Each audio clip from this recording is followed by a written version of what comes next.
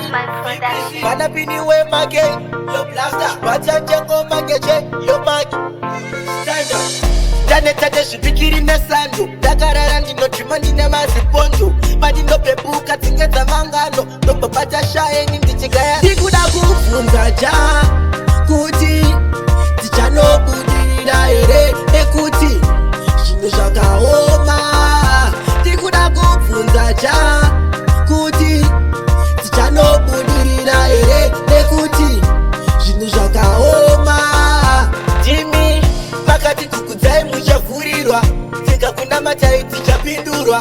Madhosi akavharwa achavhurwa, izvozvo takasvinzwa kudhara ndichikura. Saka ndanetsa nekufamba mrima, Jehovha ndimusango ndikuvhima. Ndabvuma kuti masango matema, handidi kuda munjanji. Ndikuda kubvunza ja kuti tichanobudirira here nekuti zvinhu zvakaoma.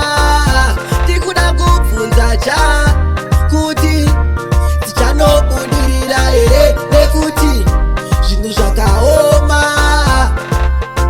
Ndanetate zvipikiri nesandu. Ndakarara ndinotima ndine mazipondo. Pandinopepuka tsinge dzamangano. Ndobobata shaeni ndichigaya zano. Ndombozvibvunza kuti zvangu zvichaita rini. Ndalangitandazo wami kuzolunga yini.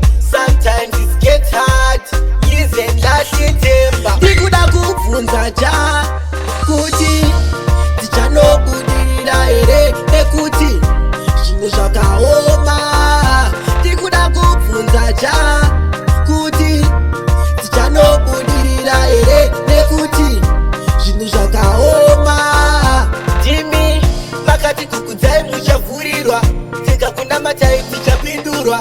Madhosi akavharwa achavhurwa, izvozvo takasvinzwa kudhara ndichikura. Saka ndanetsa nekufamba mrima, Jehovha ndimusango ndikuvhima. Ndabvuma kuti masango matema, handidi kuda munjanji. Ndikuda kubvunza ja kuti tichanobudirira here nekuti zvinhu zvakaoma. Ndikuda kubvunza ja kuti tichanobudirira here nekuti zvinhu zvakaoma.